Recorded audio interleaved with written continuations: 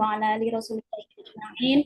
Rabbi shrah li sadri wa yassir li amri wahlul 'uqdatam min lisani yafqahu qawli. Amma ba'du.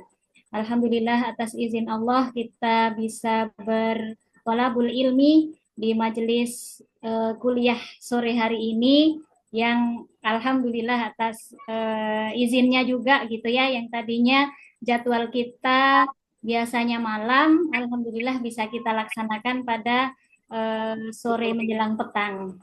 Salawat dan salam kepada baginda Nabi Muhammad Sallallahu Alaihi Wasallam. Allahumma sholli ala Sayyidina Muhammad wa ala ali Sayyidina Muhammad. Beli aja dulu, nanti ada keluar nggak? Izinkan Bapak Ibu yang dirahmati Allah, kali ini saya bersama Bu Ismiati akan memaparkan makalah tugas dari mata kuliah Kepemimpinan Pendidikan Islam dan Perilaku Organisasi dengan kami judulnya Komunikasi dalam Kepemimpinan Pendidikan Islam. Baik, kami akan share materi kita. Oke, bisa terlihat Bapak Ibu? Bisa, Ibu. Alhamdulillah. Baik, kalau gitu kami lanjutkan. Izin ya Bu Ismi, Susi duluan, nanti Ibu yang menyempurnakan. Lanjut. Baik, Bismillahirrahmanirrahim. Kami mulai dengan slide yang kedua, bahwasanya pendahuluan dalam makalah ini adalah komunikasi ini merupakan elemen krusial. Krusial itu berarti di atas penting gitu ya, sangat penting sekali dalam kepemimpinan, terutama dalam konteks pendidikan Islam sebagai sarana untuk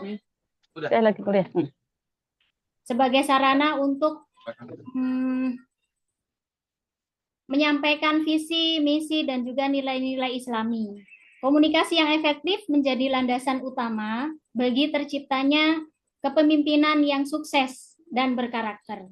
Nah, para ahli pendidikan Islam telah banyak membahas pentingnya komunikasi dalam kepemimpinan pendidikan dengan menekankan pada aspek spiritual dan moral yang menjadi ciri khas pendidikan Islam itu sendiri. Kemudian kami mengambil rumusan masalah bahwa di sini yang kami ambil yaitu bagaimana definisi komunikasi dalam kepemimpinan pendidikan Islam, selanjutnya pentingnya komunikasi dalam kepemimpinan pendidikan Islam, dan ketiga bagaimana peran kepemimpinan pendidikan Islam, selanjutnya apa saja model komunikasi dalam kepemimpinan pendidikan Islam, lalu bagaimana apa saja gaya kepemimpinan dalam komunikasi pendidikan Islam. Yang keenam yaitu komunikasi efektif dalam bagaimana menjalin komunikasi efektif. Lalu yang ketujuh, tantangan apa saja dalam komunikasi. Dan kedelapan, hasil dari bagaimana komunikasi efektif itu dalam kepemimpinan pendidikan Islam. Selanjutnya adapun tujuan, yaitu yang pertama bagaimana kita memahami definisi komunikasi ini dalam kepemimpinan, lalu mengetahui pentingnya komunikasi, memahami peran kepemimpinan, mengetahui model komunikasi, mengetahui juga kepemimpinan dalam komunikasi, memahami komunikasi efektif, mengetahui tantangan komunikasi, lalu memahami hasil dari komunikasi efektif. Next, untuk pembahasan, bahwasanya secara singkat, bahwasanya di sini definisi komunikasi dalam kepemimpinan pendidikan Islam adalah komunikasi dalam kepemimpinan pendidikan Islam ini adalah interaksi yang melibatkan pertukaran informasi, gagasan, instruksi antara seorang pemimpin dengan individu atau dengan yang dipimpinnya. Lalu kemudian komunikasi ini juga berperan penting untuk memastikan tujuan tercapai ya, tujuan pendidikan itu tercapai, yaitu membentuk pribadi yang beriman, mulia, memiliki pemahaman mendalam terhadap ilmu pengetahuan dan juga agamanya. Next, menurut Dr. Abdul Fattah Jalal, Komunikasi dalam pendidikan ini merupakan proses penyampaian informasi, nilai-nilai, dan juga ilmu pengetahuan secara efektif berdasarkan ajaran Islam dengan tujuan membentuk akhlak dan moral peserta didik sesuai dengan tuntunan Al-Quran dan Sunnah. Dan di sini tidak hanya bersifat kognitif atau pengetahuan saja, tapi juga afektif gitu ya. Di mana tujuan akhirnya adalah melahirkan manusia yang beriman dan juga bisa beramal. Komunikasi dalam pendidikan Islam menurut Dr. Adian Husaini sebagai interaksi antara pendidik dan peserta didik yang dibangun di atas prinsip keteladanan atau uswah hasanah dan juga penuh hikmah. Komunikasi dalam pendidikan Islam tidak hanya bertujuan mentransfer ilmu, tetapi juga menanamkan nilai-nilai spiritual dan juga akhlak mulia melalui proses dialog yang berdasarkan pada kebijaksanaan dan juga kasih sayang.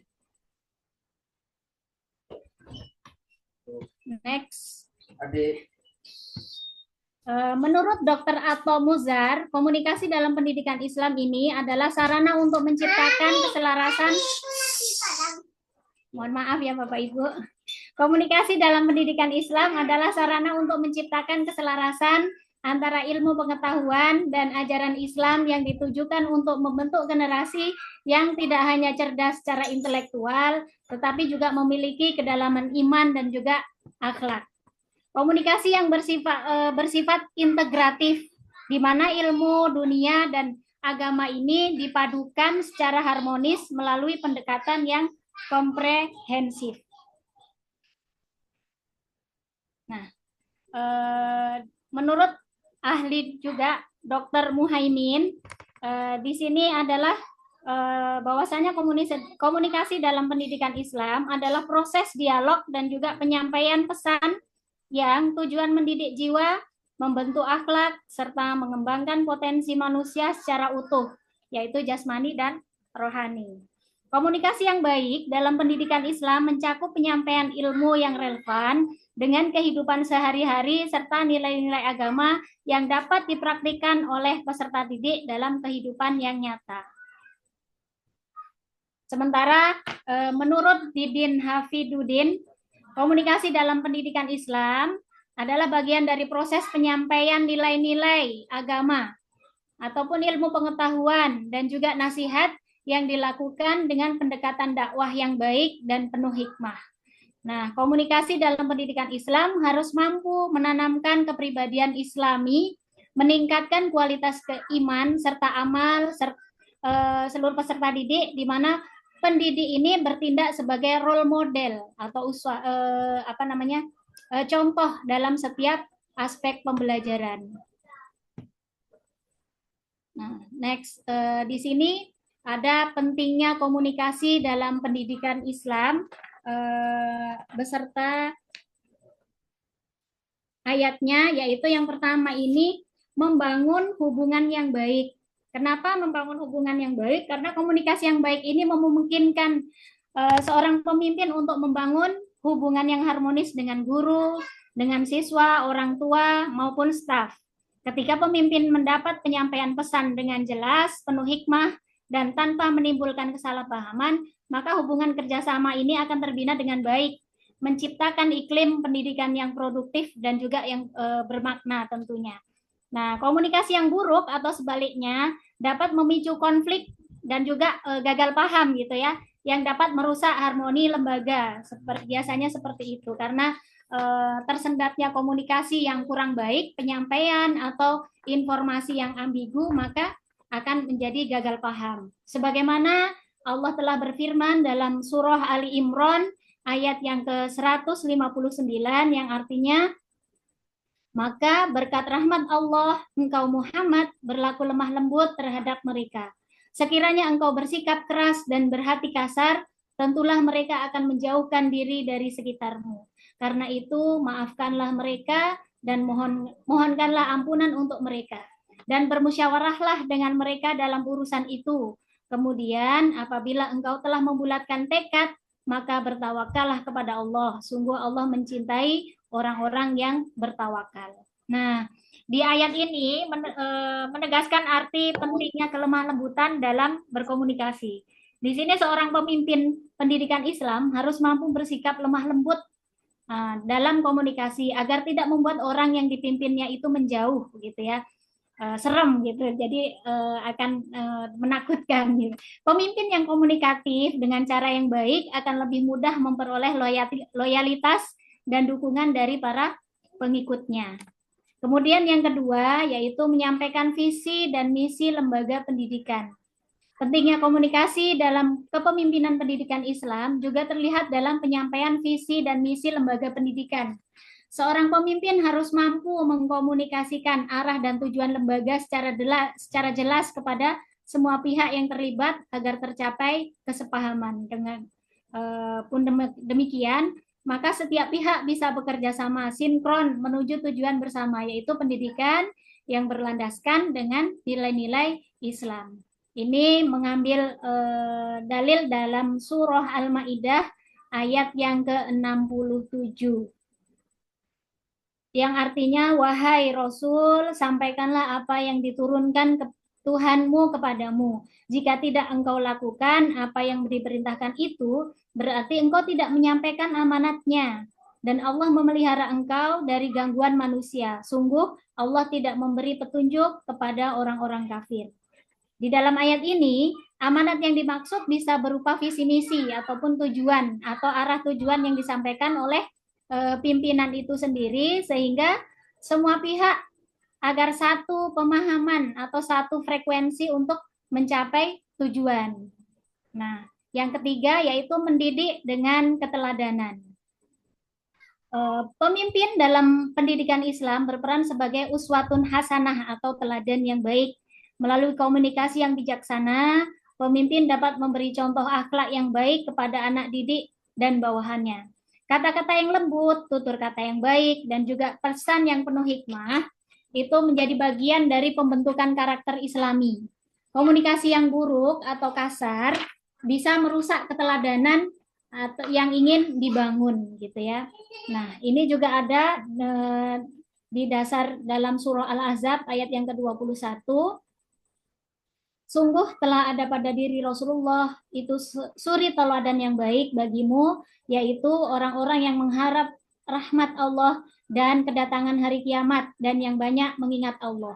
Nah, di sini sudah jelas bahwasanya seorang pemimpin lembaga pendidikan Islam sebisa mungkin mencontoh akhlak Rasulullah dalam berkomunikasi, sekaligus memberikan contoh teladan yang baik kepada yang dipimpinnya. Dalam hadis riwayat Muslim, bahwasanya mukmin yang paling sempurna imannya adalah yang paling baik akhlaknya. Nih, salah satu wujud akhlak yang baik adalah memiliki tutur kata yang baik ketika berkomunikasi. Mungkin pemilihan kata juga gitu ya. Dan dalam konteks kepemimpinan pendidikan, pemimpin dengan komunikasi yang penuh dengan hikmah dan santun akan menjadi teladan baik bagi orang lain. Yang selanjutnya yaitu penyelesaian konflik. Dalam lembaga pendidikan, konflik antara siswa, guru, ataupun orang tua bisa terjadi. Apalagi akhir-akhir ini banyak di-shoot ya, Bapak Ibu. Di berita-berita itu miris sekali gitu ya. Seorang pendidik didakwa atau dituduh dengan kekerasan gitu ya, gara-gara perlakuannya yang tidak sudah sebetul, tapi ternyata orang tuanya gitu ya menuntut gitu ya, itu sebagai kekerasan gitu ya. Mudah-mudahan kita semua dilindungi oleh Allah dalam rangka kita mendidik untuk generasi emas gemilang mendatang berdasarkan Al-Quran dan Sunnah. Amin. Di sini penyelesaian konflik. Seorang pemimpin yang memiliki keterampilan komunikasi yang baik dapat menjadi penengah yang adil dan juga bijaksana dalam menyelesaikan konflik. Melalui pendekatan Islami yang mengedepankan dialog gitu ya, nasihat dan juga pengertian, konflik bisa diselesaikan dengan cara yang damai dan sesuai dengan prinsip-prinsip syariah. Di sini juga ada dasarnya dalam surah Asy-Syura ayat yang ke-38.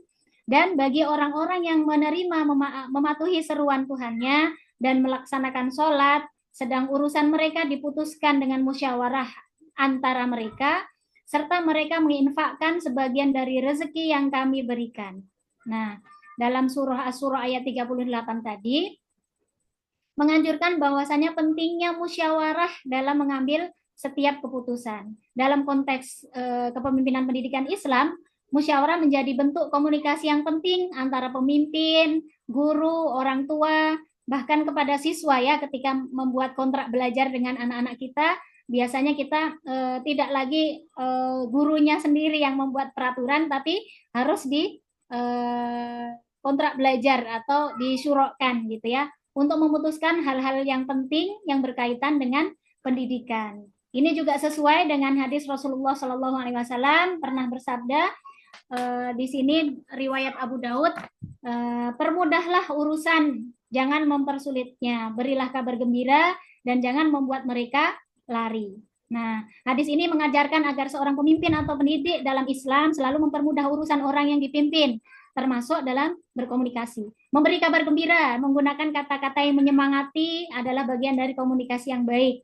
Nah, sebaliknya, pemimpin yang terlalu keras dan sulit dipahami akan membuat orang lari dan enggan mengikuti arahannya. Nah, tentu dengan demikian, komunikasi adalah aspek yang fundamental ya dalam kepemimpinan pendidikan Islam. Pemimpin yang mampu berkomunikasi dengan hikmah, santun, dan juga bijaksana akan lebih mudah mencapai tujuannya. Lalu tentu menjaga keharmonisan dalam lembaga dan juga mendidik dengan keteladanan tadi. Al-Quran dan hadis menekankan pentingnya komunikasi yang baik, lembut, penuh hikmah dalam segala aspek kehidupan, termasuklah dalam pendidikan. Seperti itu. Selanjutnya kepada Bu Ismi, sudah siap Bu? Oh, kami lanjutkan. Belum dibuka.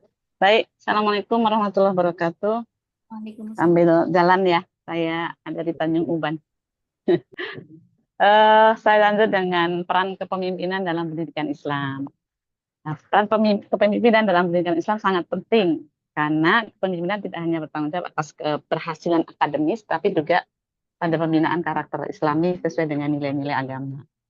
Dalam sistem pendidikan Islam, pemimpin berperan sebagai pengarah, motivator, dan juga pengambil keputusan, serta menjadi teladan bagi semua elemen yang ada di lembaga, baik guru maupun siswa ataupun juga orang tua. Izin delay sebentar, saya mau loncat dulu. Oke. Ya. Yang pertama yaitu sebagai pengarah atau memberi guidance. Pemimpin pendidikan Islam berperan sebagai pengarah, memastikan bahwa lembaga pendidikan berjalan sesuai dengan tujuan utama pendidikan Islam, yaitu membentuk pribadi yang beriman, bertakwa, berakhlak mulia, serta memiliki pemahaman ilmu pengetahuan yang kuat. Nah, pemimpin harus bisa memberikan arahan yang jelas tentang visi, misi, dan kurikulum yang Islami tentunya. Dalam hadis riwayat Bukhari Muslim disebutkan bahwa kullukum ra'in wa kullukum mas'ulun an ra'iyati. Bahwa setiap dari kamu adalah pemimpin, dan setiap pemimpin akan dimintai pertanggungjawaban atas apa yang dipimpinnya. Nah, hadis ini menekankan adanya tanggung jawab besar yang diemban oleh seorang pemimpin, termasuk pemimpin pendidikan tentunya. Pemimpin tidak hanya bertanggung jawab di hadapan manusia, tapi juga dia bertanggung jawab di hadapan Allah Subhanahu wa Ta'ala. Karenanya, pemimpin dalam pendidikan Islam harus menjalankan amanahnya dengan sangat hati-hati, penuh kesadaran akan tanggung jawab yang diembannya. Itu yang pertama ya. Kemudian yang kedua, pemimpin adalah sebagai motivator. Pemimpin pendidikan Islam harus mampu memberikan motivasi kepada guru, siswa maupun seluruh staf agar memiliki semangat dalam menjalankan tugasnya. Dengan komunikasi yang baik, pemimpin harus bisa untuk memotivasi agar setiap orang bisa bekerja dengan ikhlas dan menjadikan tugas mendidik sebagai ibadah kepada Allah Subhanahu wa Ta'ala. Ini termasuk ya di dalamnya yaitu siswa. Pada siswa berarti memberikan motivasi untuk bisa belajar dengan sungguh-sungguh, sedangkan kalau untuk guru berarti memberikan motivasi kepada guru untuk bisa mendidik dengan penuh tanggung jawab. Sebagaimana dalam firman Allah Subhanahu wa Ta'ala surat Al-Anfal ayat ke-65, ya ayyuhan nabi haridul mu'minina 'alal qital iyakum minkum isruna sabiruna yaghlibu mi'atain wa iyakum minkum mi'atu yaghlibu alfa minaladina kafaru bi annahum qaumun la yafqahun. Wah, yang artinya, wahai Nabi, kobarkanlah semangat para mukmin untuk berperang. Jika ada 20 orang yang sabar di antara kamu, niscaya mereka dapat mengalahkan 200 orang musuh. Dan jika ada 100 orang yang sabar di antara kamu, niscaya mereka dapat mengalahkan 1000 orang kafir. Karena orang-orang kafir itu adalah orang-orang yang tidak mengerti. Dalam ayat ini, Nabi Muhammad SAW diperintahkan untuk memotivasi kaum muslimin untuk berperang. Dan seorang pemimpin harus mampu memotivasi orang-orang yang dipimpinnya untuk bersemangat dalam melakukan amalan yang diberikan, melakukan amanah yang diberikan. Peran pemimpin yang ketiga adalah sebagai pengambil keputusan. Dalam peran ini, pemimpin pendidikan Islam memiliki tanggung jawab untuk membuat keputusan yang berkaitan dengan kebijakan pendidikan. Dalam proses pengambilan keputusan, pemimpin dianjurkan untuk melakukan musyawarah dengan pihak-pihak terkait sesuai dengan prinsip syura dalam Islam. Nah, keputusan yang diambil harus berlandaskan pada nilai-nilai Islam dan demi kebaikan bersama. Surat Shad ayat 26, Allah berfirman, wahai Daud, sesungguhnya engkau kami jadikan khalifah atau penguasa di muka bumi, maka berilah keputusan atau perkara di antara manusia dengan adil, dan janganlah engkau mengikuti hawa nafsu, karena akan menyesatkan engkau dari jalan Allah. Sungguh orang-orang yang sesat dari jalan Allah akan mendapatkan azab yang berat karena mereka melupakan hari perhitungan. Peran pemimpin yang keempat adalah sebagai teladan atau uswatun hasanah. Nah, dalam peran ini pemimpin berfungsi sebagai teladan. Seorang pemimpin harus mencerminkan akhlak yang baik, tanggung jawab, punya kejujuran dan ketaatan kepada Allah Subhanahu wa taala. Sifat dan perilaku pemimpin akan ditiru oleh bawahannya, baik itu guru maupun siswa. Dengan menjadi teladan, pemimpin akan secara tidak langsung memberikan bimbingan dan mengarahkan perilaku yang baik dalam lembaga. Sebagaimana firman Allah dalam surat Al-Ahzab ayat 21, laqad kana lakum fi Rasulillahi uswatun hasanah liman kana yarjullahi wal yaumil akhir wa dzakarallaha katsira.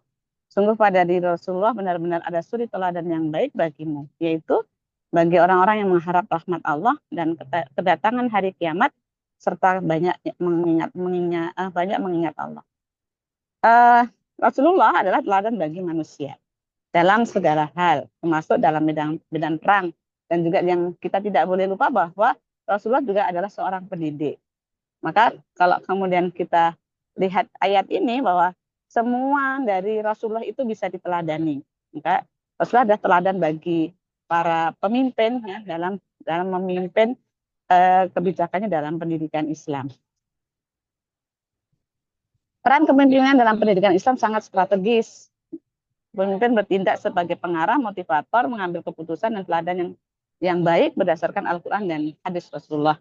Nah, seorang pemimpin dalam pendidikan Islam harus menjalankan amanahnya dengan penuh tanggung jawab, dengan nilai-nilai keadilan dan ketaatan kepada Allah Subhanahu wa taala. Seorang pemimpin mampu mengintegrasikan nilai-nilai Islami dalam kepemimpinannya dan akan mampu menciptakan lingkungan pendidikan yang berakhlak mulia dan berkualitas. Next. Ada beberapa model komunikasi dalam kepemimpinan pendidikan Islam. Model komunikasi ini, ya, model komunikasi sebenarnya sudah ada yang membahas ya sebelum ini ya. Tapi saya mengingatkan kembali untuk mengaitkan bahwa begitu pentingnya komunikasi ini dalam kepemimpinan pendidikan Islam.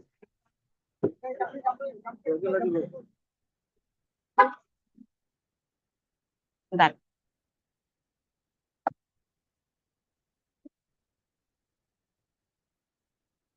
Kita lanjut Bapak Ibu. Nah, model komunikasi harus dimiliki oleh seorang pemimpin dalam lembaga pendidikan Islam. Karena komunikasi dalam lembaga pendidikan ini menekankan prinsip-prinsip etika dan nilai-nilai Islam dalam setiap interaksi. Bukan hanya sekedar pertukaran informasi, tetapi juga merupakan sarana untuk membimbing, mendidik, dan membentuk karakter Islami di lingkungan lembaga pendidikan. Beberapa model komunikasi yang seharusnya dimiliki oleh para pemimpin dalam pendidikan Islam mencakup beberapa. Yang pertama adalah komunikasi dengan hikmah. Ya. Pemimpin dalam pendidikan Islam harus menggunakan hikmah atau kebijaksanaan dalam penyampaian pesan dan berinteraksi dengan orang lain sebagaimana disebutkan dalam firman Allah surat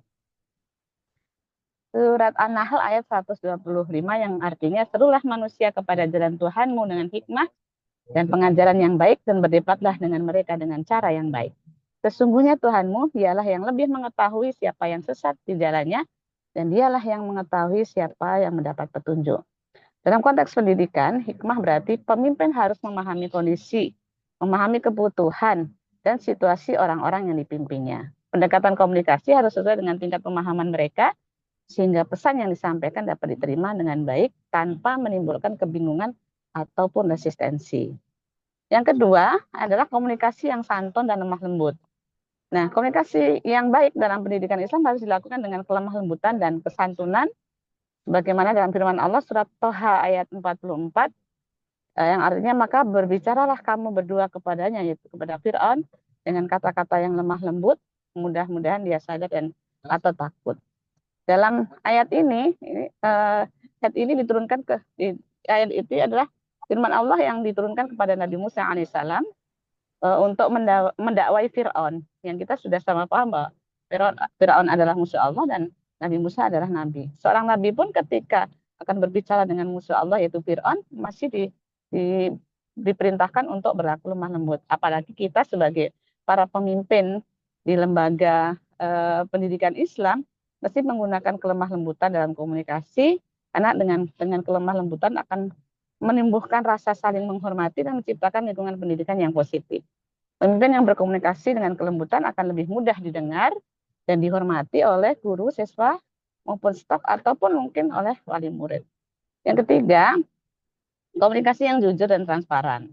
Pemimpin harus menjunjung tinggi kejujuran dan setiap bentuk komunikasi. Kejujuran adalah salah satu ciri utama akhlak Islami, dan ketika pemimpin itu jujur dalam menyampaikan informasi dan kebijakannya, ia akan membangun kepercayaan dengan para bawahannya. Sebagaimana dalam hadis disebutkan, sesungguhnya kejujuran itu membawa kepada kebaikan dan kebaikan itu membawa ke surga. Hadis riwayat Bukhari. Kejujuran dalam komunikasi juga berarti transparan dalam pengambilan keputusan dan kebijakan. Sehingga semua pihak yang terlibat dalam lembaga pendidikan merasa dihargai dan diperlakukan secara adil. Yang berikutnya adalah komunikasi dengan partisipatif atau lebih dikenal dengan syuro. Jadi model kepemimpinan partisipatif atau syuro sangat dianjurkan dalam Islam, khususnya dalam kepemimpinan. Pemimpin pendidikan Islam harus melibatkan guru, siswa, dan pihak terkait dalam mengambil keputusan terutama yang berkaitan dengan kebijakan pendidikan. Sebagaimana dalam firman Allah Subhanahu wa taala, dan bagi orang-orang yang menerima atau mematuhi seruan Tuhannya dan melaksanakan sholat sedang urusan mereka diputuskan dengan musyawarah antara mereka serta mereka menginfakkan sebagian dari rezeki yang kami berikan kepada mereka. Surat Asy-Syura ayat 38. Musyawarah ini tidak hanya membangun komunikasi dari arah yang baik tetapi juga memberikan ruang bagi setiap pihak untuk menyampaikan pendapat, berbagai informasi dan merasa dilibatkan dalam proses pengambilan keputusan. Dengan demikian suasana kolaboratif dan kekompakan akan terbentuk di lingkungan lembaga pendidikan. Yang berikutnya adalah komunikasi empati dan tanggung jawab. Pemimpin pendidikan Islam harus memiliki empati dalam berkomunikasi, yaitu memahami perasaan, kebutuhan, dan kondisi orang-orang yang dipimpinnya. Sikap empati ini sangat penting untuk mendukung hubungan yang harmonis, untuk memberikan bimbingan secara personal. Seorang pemimpin yang harus bertanggung jawab atas setiap kata dan pesan yang disampaikan, sebagaimana dalam hadis Rasulullah SAW, bahwa barang siapa yang beriman kepada Allah dan hari akhir, hendaklah ia berkata baik atau diam. Maka yu'minu billahi wal yaumil akhir falyaqul khairan aw liyasmut. Karena setiap ucapan pemimpin harus diarahkan untuk kebaikan dan menghindari perkataan yang menimbulkan keburukan atau fitnah. Pemimpin juga memberikan contoh dalam menjaga lisan. Yang berikutnya adalah komunikasi motivatif. Pemimpin harus mampu memberikan motivasi pada orang yang dipimpinnya. Komunikasi yang motivatif ini dapat membangkitkan semangat dan optimisme dalam menghadapi tantangan di lingkungan pendidikan. Pemimpin yang baik mengajak bawahannya untuk bekerja dengan ikhlas, sabar, dan bertawakal kepada Allah dalam menjalankan tugas-tugas mereka. Rasulullah SAW selalu menggunakan cara yang memotivasi dalam berinteraksi dengan para sahabat dan umatnya dengan memberikan kabar gembira dan dorongan untuk terus berusaha. Yang berikutnya adalah komunikasi yang edukatif. Komunikasi dalam lembaga pendidikan Islam harus bersifat edukatif, di mana pemimpin tidak hanya menyampaikan perintah atau instruksi, tapi memberikan pembelajaran. Pemimpin harus bisa mengarahkan staf, siswa, ataupun guru untuk meningkatkan pengetahuan mereka tentang agama dan ilmu pengetahuan. Hal ini sejalan dengan tujuan utama pendidikan Islam, yaitu mengedepankan pembentukan pribadi yang berilmu, beriman, dan berakhlak mulia. Nah, model komunikasi yang harus dimiliki oleh pemimpin ini dalam lembaga pendidikan Islam adalah komunikasi yang berlandaskan pada nilai-nilai Islam, hikmah, kelemah lembutan, kejujuran, empati, dan partisipasi. Pemimpin harus mampu menerapkan model komunikasi Islam ini akan menciptakan suasana pendidikan yang harmonis, kolaboratif, dan kondusif untuk pembelajaran. Komunikasi yang efektif menjadi kunci bagi tercapainya tujuan pendidikan yang mencetak generasi beriman, bertakwa, dan berakhlak mulia. Silakan lanjut, Ustazah Susi.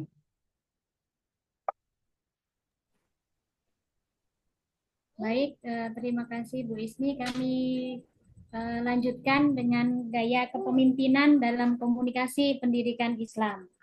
Nah, gaya kepemimpinan dalam komunikasi pendidikan Islam melibatkan pendekatan yang berlandaskan dengan nilai-nilai Islam dalam memimpin dan juga berinteraksi, baik antara pemimpin dengan staf, guru, maupun siswa.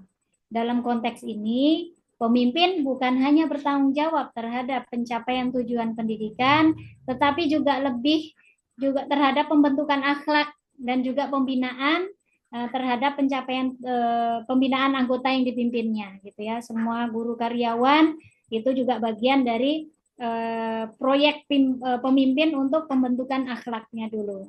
Beberapa gaya kepemimpinan yang relevan dalam komunikasi pendidikan Islam ini meliputi yang pertama yaitu kepemimpinan transformasional. Apa itu pemimpin transformasional dalam pendidikan Islam ini berperan sebagai agen perubahan, menginspirasi dan memotivasi anggota untuk mencapai potensi terbaik mereka. Ia mendorong pengembangan karakter dan keimanan, serta memberikan contoh yang baik melalui keteladanan atau uswah hasanah. Dalam Quran sendiri, Rasulullah SAW disebut sebagai teladan bagi umatnya. Sungguh telah ada pada diri Rasulullah suri teladan yang baik bagimu, yaitu bagi orang yang mengharap rahmat Allah dan kedatangan hari kiamat dan yang banyak mengingat Allah. Sungguh telah ada pada diri Rasulullah itu suri teladan yang baik bagimu. Surah Al-Ahzab ayat yang ke-21. Di sini kepemimpinan transformasional ini fokus pada menciptakan visi yang berorientasi pada keberhasilan dunia akhirat, serta memberikan dukungan dan juga penghargaan pada setiap upaya positif dalam lingkungan pendidikan. Selanjutnya, gaya kepemimpinan pendidikan Islam yang kedua yaitu kepemimpinan servant atau melayani.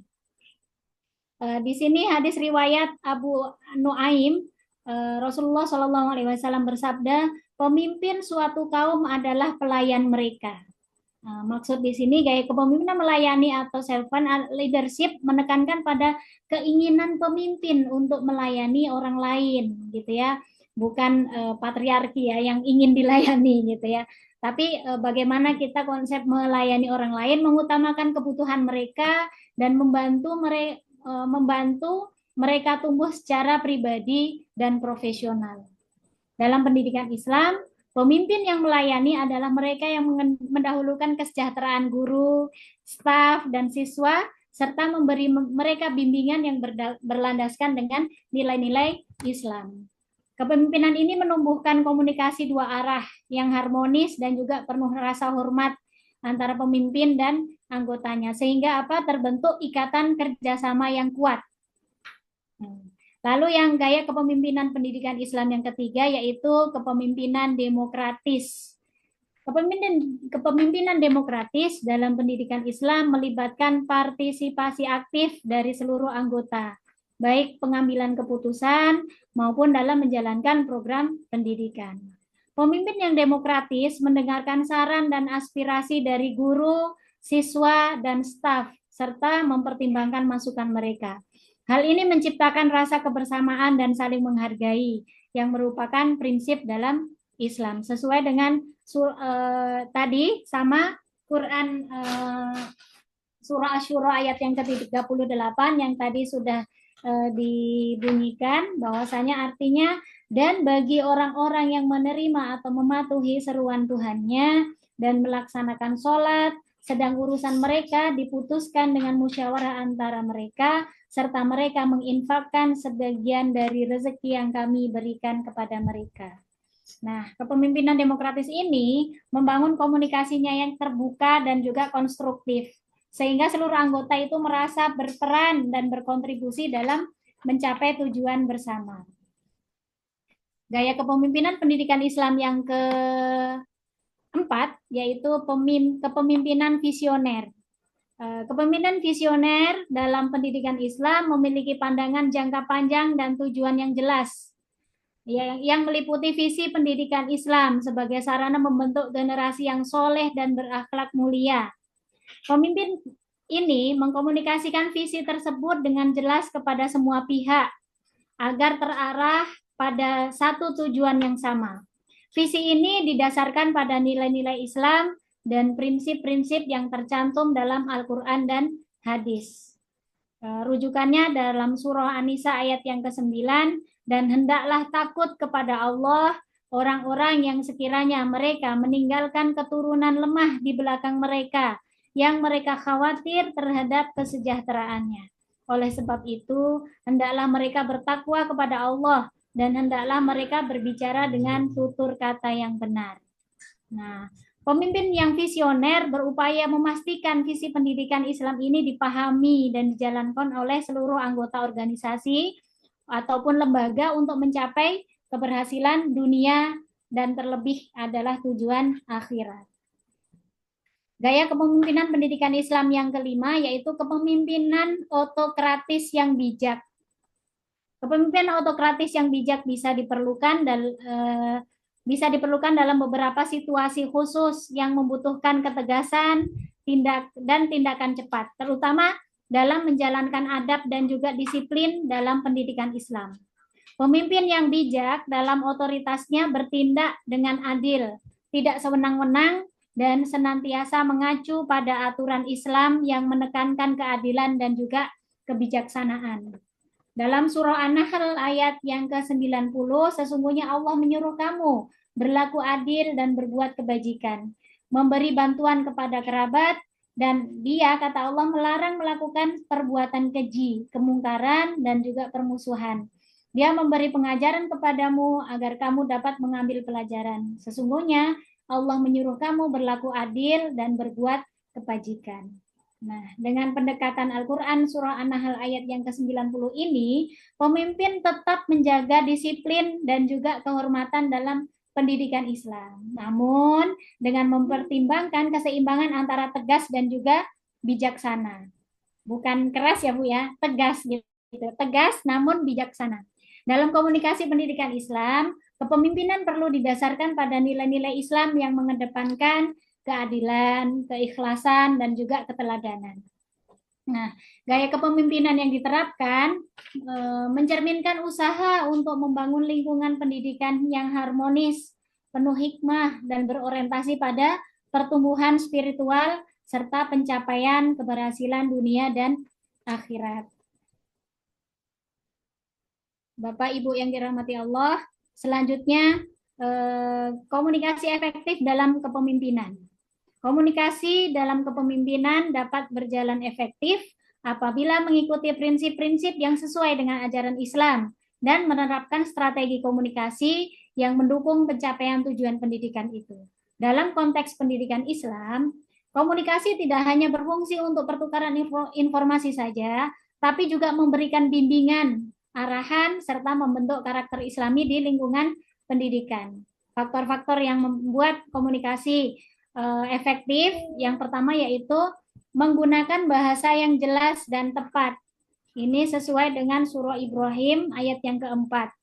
Komunikasi efektif membutuhkan penggunaan bahasa yang jelas, mudah dipahami, dan sesuai dengan konteks penerima pesan.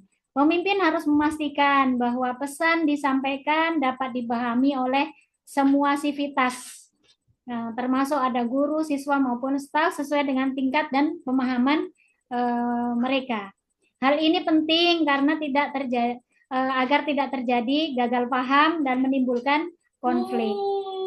Lalu yang kedua adalah konsistensi antara perkataan dan tindakan, satu kata dan satu perbuatan. Salah satu kunci keberhasilan komunikasi adalah konsistensi antara apa yang dikatakan dengan apa yang dilakukan. Di dalam Islam, pemimpin adalah teladan, sehingga perilaku pemimpin harus sesuai dengan perkataannya. Dalam surah As-Saff ayat yang ketiga, itu sangatlah dibenci di sisi Allah jika kamu mengatakan apa-apa yang tidak kamu kerjakan. Ini juga jadi warning kita, jangan sampai kita memerintah tapi kita sendiri belum mengerjakan. Ataupun dalam hadis riwayat Muslim, barang siapa yang mengatakan sesuatu yang tidak dilakukannya, maka dia termasuk orang-orang yang munafik. Nah, di sini konsistensi akan meningkatkan kepercayaan dan juga kepatuhan dari orang yang dipimpin.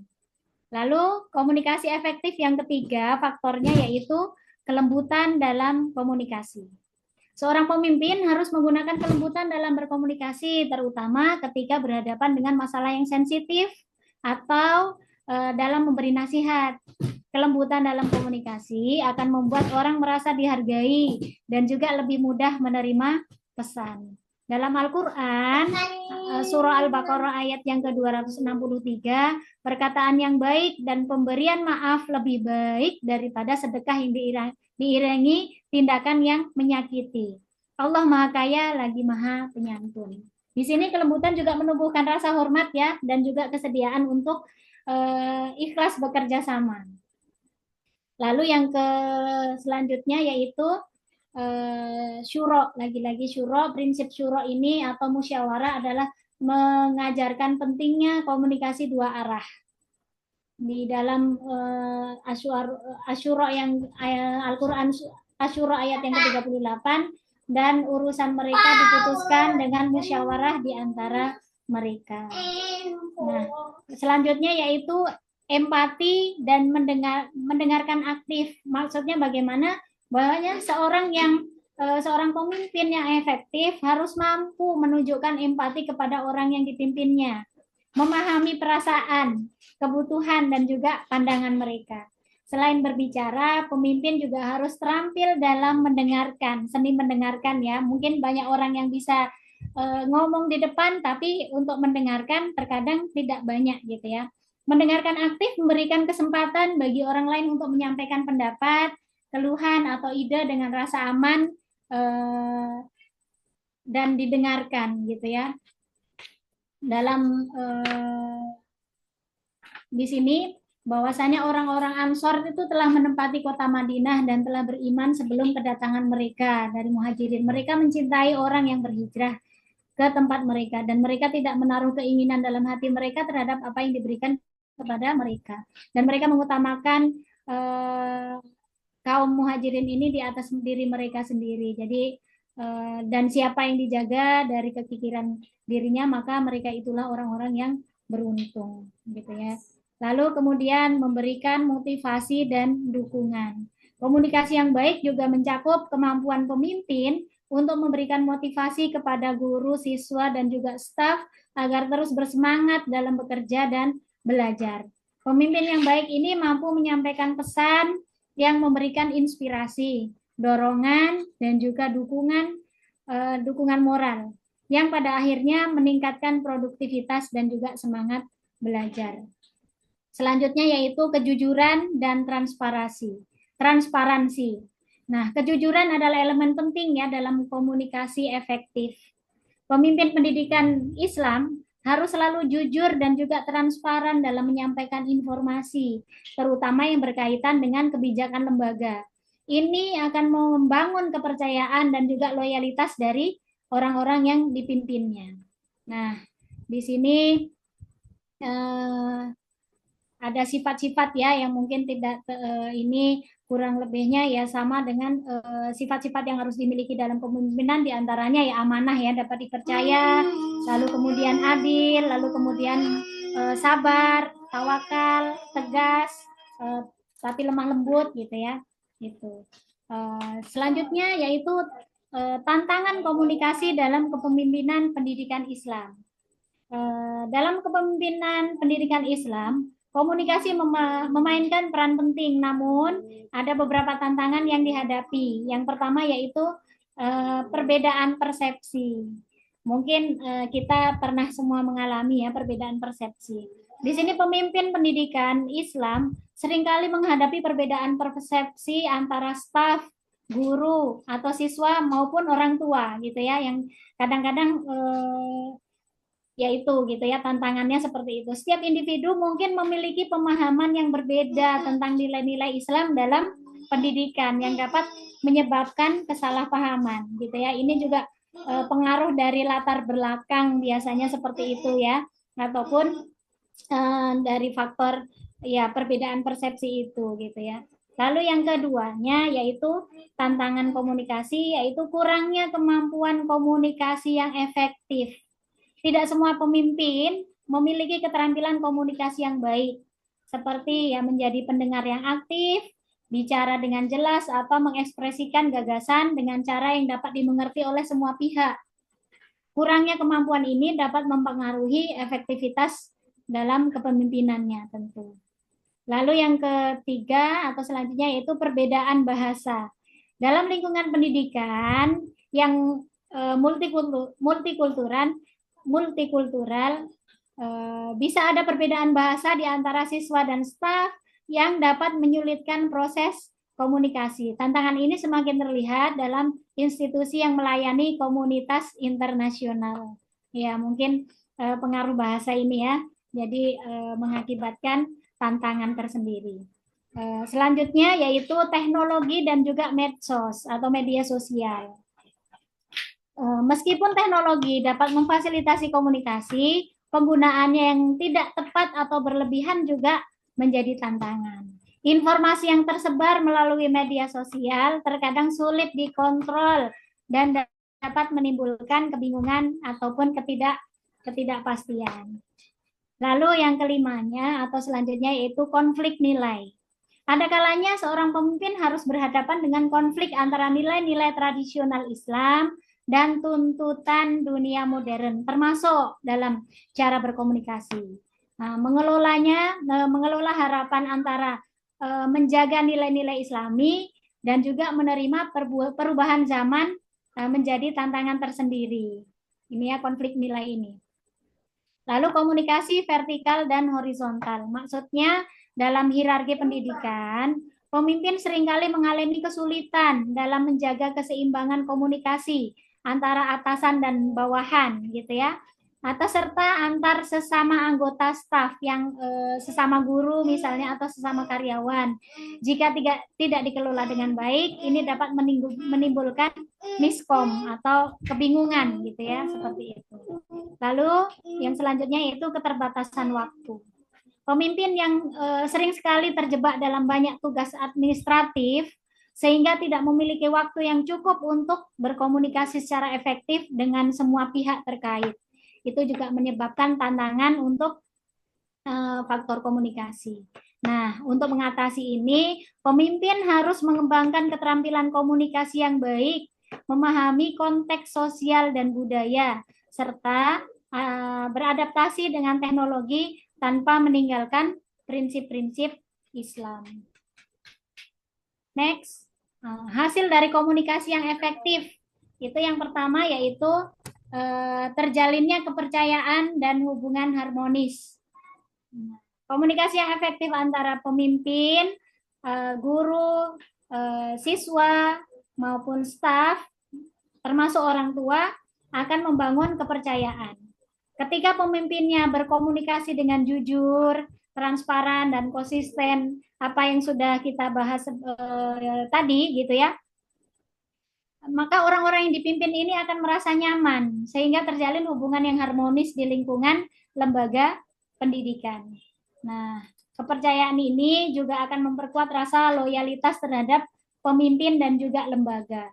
Sebagaimana dalam surah Al-Quran, surah Al-Ahzab ayat yang ke-70, yaitu, wahai orang-orang yang beriman, bertakwalah kamu kepada Allah dan ucapkanlah perkataan yang benar.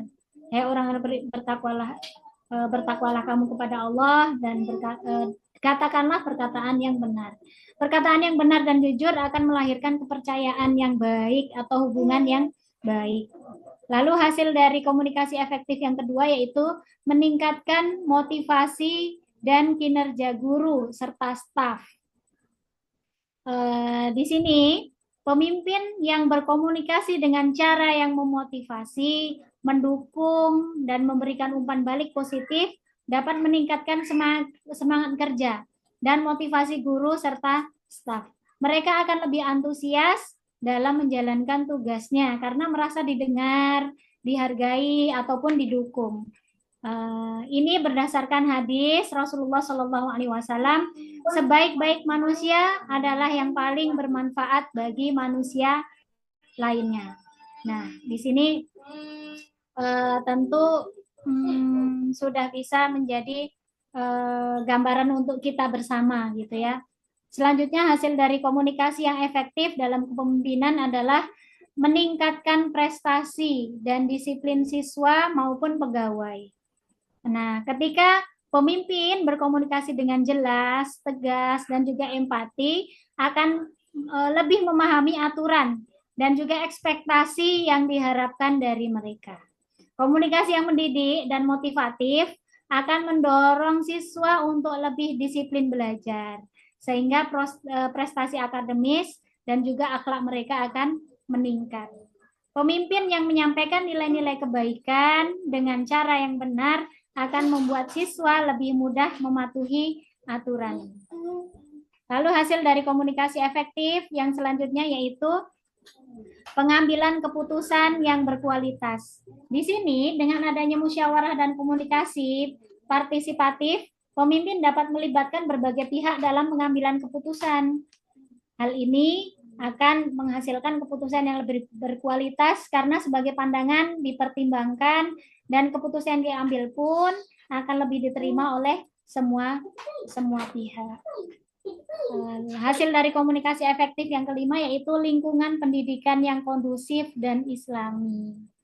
Nah, di sini komunikasi islami yang efektif ini yang menekankan pada hikmah, kelembutan, kejujuran, lalu akan menciptakan lingkungan pendidikan yang kondusif dan penuh dengan nilai-nilai islami. Ini menciptakan suasana belajar yang nyaman dan positif, di mana seluruh elemen pendidikan merasa dihargai dan juga bekerja sama menuju tujuan yang sama. Next, selanjutnya, mengurangi konflik dan meningkatkan kerjasama. Maksudnya, komunikasi yang terbuka, transparan, dan mendengarkan akan sifatnya pemimpin yang mendengarkan akan mampu meminimalkan konflik di dalam lembaga pendidikan. Dengan adanya komunikasi dua arah, masalah bisa diselesaikan lebih awal sebelum berkembang menjadi besar. Jadi cepat tanggap gitu ya. Seperti itu. Next, yang ketujuh. Yang ketujuh yaitu pembentukan karakter islami pada siswa dan juga staf. Komunikasi yang efektif dalam pendidikan Islam tidak hanya punya berfokus pada akademisnya saja, tetapi juga lebih kepada pembinaan karakter.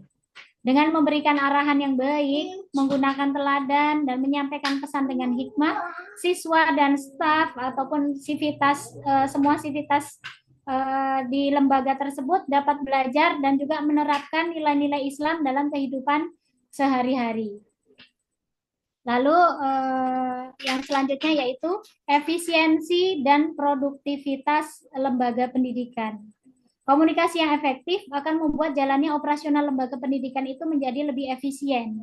Karena informasi akan tersampaikan dengan tepat, masalah akan cepat terselesaikan, dan setiap individu dalam lembaga pendidikan akan tahu tugas dan tanggung jawabnya dengan jelas. Hal ini akan meningkatkan produktivitas secara keseluruhan.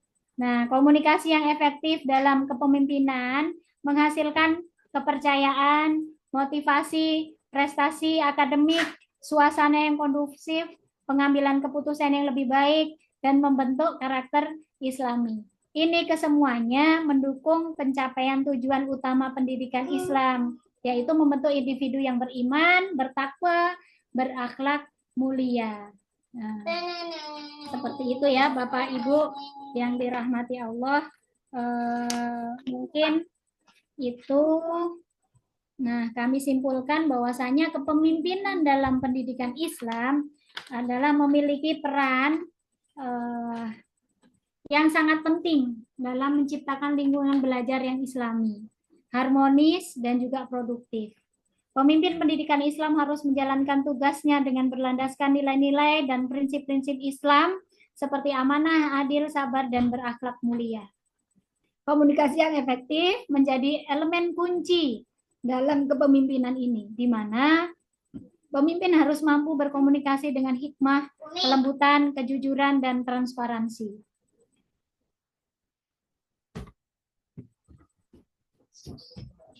Hasil dari kepemimpinan dan komunikasi yang efektif dalam pendidikan Islam meliputi terjalinnya hubungan yang harmonis, peningkatan motivasi dan prestasi, ataupun disiplin, serta pengambilan keputusan yang lebih berkualitas dan juga berkeadilan. Secara keseluruhan, kepemimpinan dalam pendidikan Islam tidak hanya berfokus pada pencapaian akademis ya tentunya, akan tetapi juga pembentukan karakter Islami, baik siswa maupun seluruh elemen di lembaga pendidikan Islam tersebut.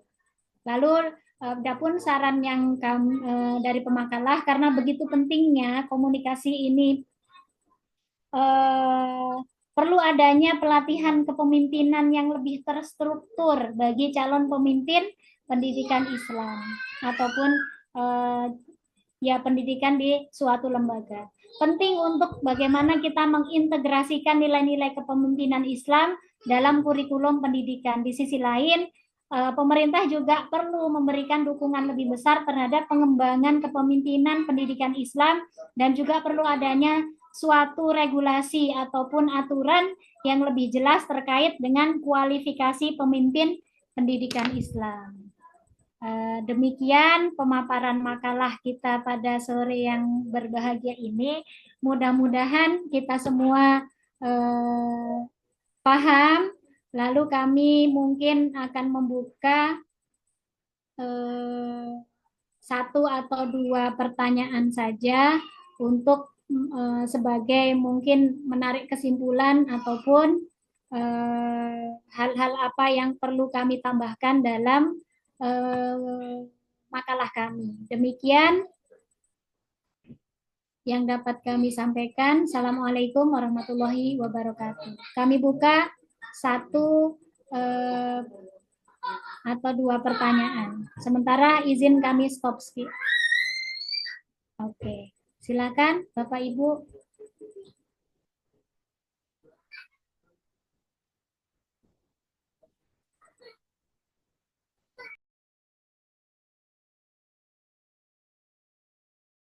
Atau ada tambahan dari Pak Dokter, apakah sudah bergabung Pak Ketua? Sepertinya belum, Bu. Oh, belum. Oh, alhamdulillah. Ada Bu Dendang yang bersemangat insya Allah mau memberikan masukan ya bagi makalah kami. Dipersilahkan langsung saja Bu Dendang. Assalamualaikum warahmatullahi wabarakatuh. Waalaikumsalam warahmatullahi wabarakatuh. Alhamdulillah, salatu wassalamu ala rasulillah. Terima kasih atas kesempatannya Ustazah Susi dan Bu Ismi, dan terima kasih atas pemaparan yang cukup komprehensif. Rasanya seluruhnya sudah dipaparkan. Pertanyaan saya simpel saja, yaitu bagaimana cara kita menghidupkan atau membudayakan komunikasi yang baik ini dalam suatu lembaga sehingga hasil dari komunikasi yang efektif, yaitu 8 poin tadi itu bisa tercapai. Gitu Bu Susi. Ustazah Susi bagaimana? Apakah jelas ya? Baik, terima kasih. Kami ini bagaimana menghidupkan komunikasi yang efektif ya, intinya dan inti pertanyaan Bu Dendang. Ya, betul. Ini apa sudah bisa buka ini? Jadi mungkin Ya, sebentar. Nah, dia kan namanya double.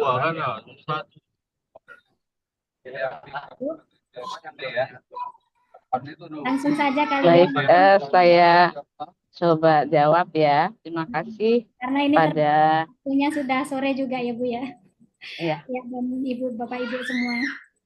ya baik, terima kasih pada Bu Dendang yang memberikan pertanyaan ini. Sebenarnya mungkin bukan pertanyaan tapi menguatkan gitu ya, menguatkan dari apa yang sudah disampaikan. Dan memang bagi kita yang memang berkecimpung di dunia pendidikan ini, memang kunci dari kesuksesan sebuah lembaga adalah pada kemampuan untuk berkomunikasi. Nah, jadi di situ di makalah kami itu membahas tentang komunikasi yang efektif. Yang menjadi pertanyaan adalah bagaimana cara membudayakan komunikasi yang efektif ini agar bisa teraplikasi dalam lembaga gitu ya. Tentu kalau komunikasi ini kan ada pihak-pihak yang terlibat ya, ada pihak-pihak yang terlibat. Eh, ada kalau bisa dikatakan bukan hanya dua arah tapi banyak arah. Apalagi kalau di pendidikan ini kan ada bagaimana komunikasi dari eh, pimpinan lembaga kepada yang di bawahnya, komunikasi lembaga dengan stakeholder seperti wali murid, komunikasi dengan sesama lembaga yang berkecimpung di tempat yang sama gitu ya. Inti dari komunikasi efektif adalah kita memahami prinsip dasar komunikasi dalam Islam. Komunikasi yang baik dalam Islam tadi, sebagaimana dibahas dalam makalah tadi adalah bagaimana orang pemimpin dalam lembaga mampu menampilkan akhlak dan etika sebagaimana dicontohkan oleh komunikasi. Karena kita mengusung kita di dalam lembaga Islam, tentu kita mestinya mengacu pada bagaimana contoh-contoh yang sudah ada, sehingga kalaupun ada persoalan bisa diselesaikan dengan baik. Nah, jadi prinsip dasar komunikasi ini hak untuk mendapatkan perlakuan yang sebaik-baiknya. Apalagi kalau kita di posisi pemimpin, jadi setiap orang berhak untuk mendapatkan perlakuan terbaik dari seorang pemimpin di semua level tentunya ya, di semua level kepemimpinan pendidikan. Nah, dengan penekanan pada akhlak dan etika tadi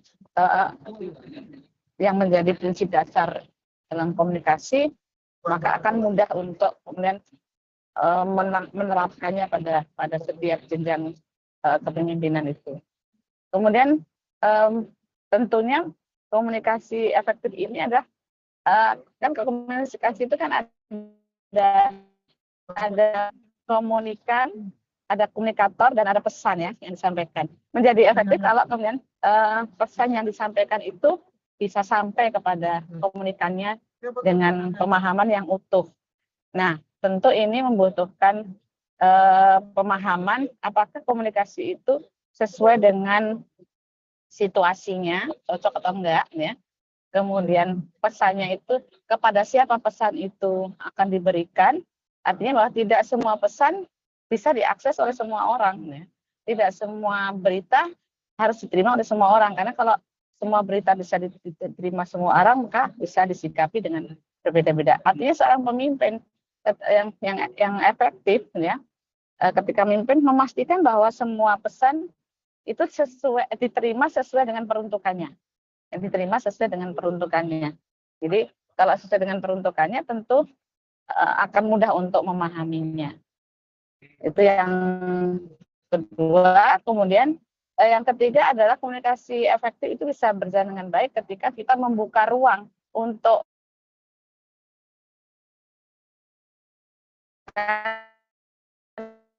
komunikasi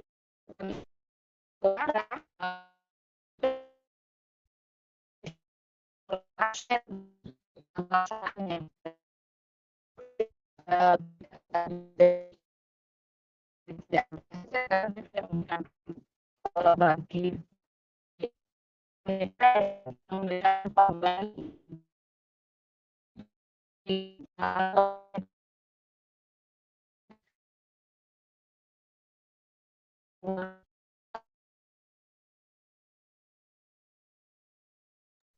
Mohon maaf Bapak Ibu, mungkin Bu Ismi karena sedang di perjalanan tadi ya, jadi mungkin ini terlempar. Jadi pada intinya beliau tadi sudah menjelaskan bagaimana kalau menghidupkan komunikasi efektif, yaitu yang sesuai dengan Mas lagi ya.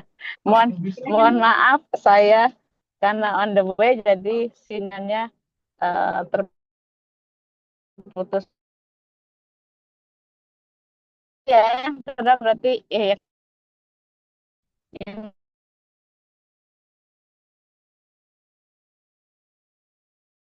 positif baik pesan yang telah diberikan dan bersifat konstruktif. Jadi kalau seorang pemimpin ketika diberikan pertanyaan atau konfirmasi gitu ya, harus memberikan jawaban yang memuaskan bagi orang yang memberikan umpan balik tersebut gitu ya, sehingga tidak kemudian memberikan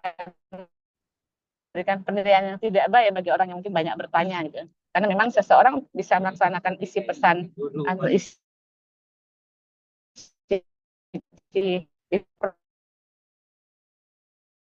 mendapatkan jawaban yang atau informasi yang utuh atas apa yang diinginkan gitu ya. Kemudian komunikasi menjadi efektif kalau menggunakan bahasa yang mudah dipahami.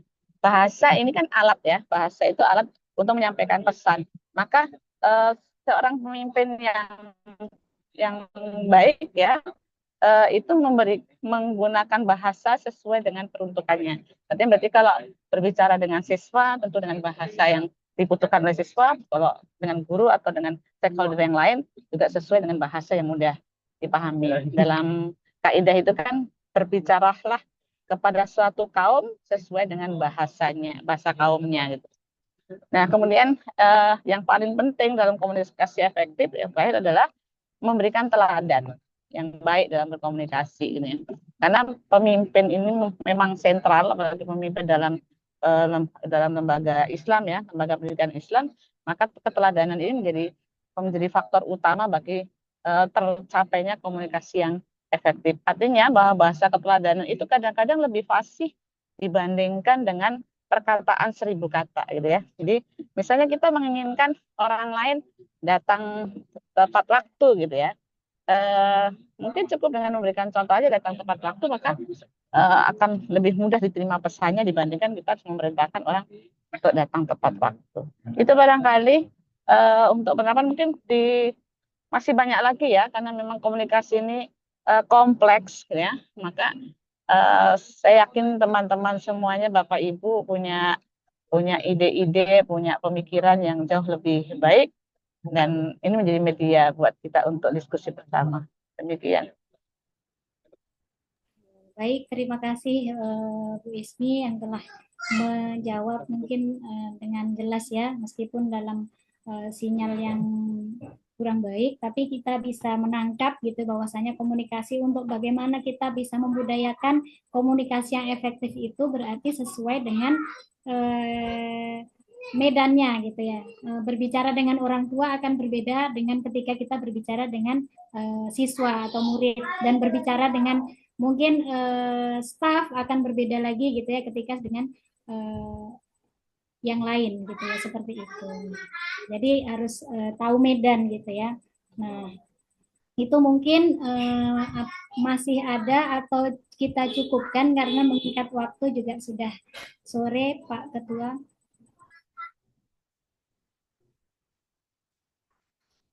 Gimana kira-kira Bu Dendang? Cukup dipahami? Cukup dari apa yang saya terima tadi adalah untuk menghidupkannya itu dengan metode keteladanan yang terpenting tadi Bu Ismi sampaikan. Kemudian dengan membuka ruang diskusi itu, dan untuk memastikan, dan kita perlu juga memastikan bahwa pesan yang ingin kita sampaikan itu sampai kepada penerima pesannya. Ya, terima kasih Bu Ismi, Saudara Susi. Sama-sama, mudah-mudahan tercerahkan dan kita mungkin belum tetap kita mencari lagi atau menggali lagi yang lebih jelas lagi. Gimana Pak Ketua, apakah boleh kami izin untuk ditutup? Ini kepada ini. Silakan Bu, silakan. Ini kepada Ini. Pak dosen nggak jadi mampir ke room kita ya, Pak?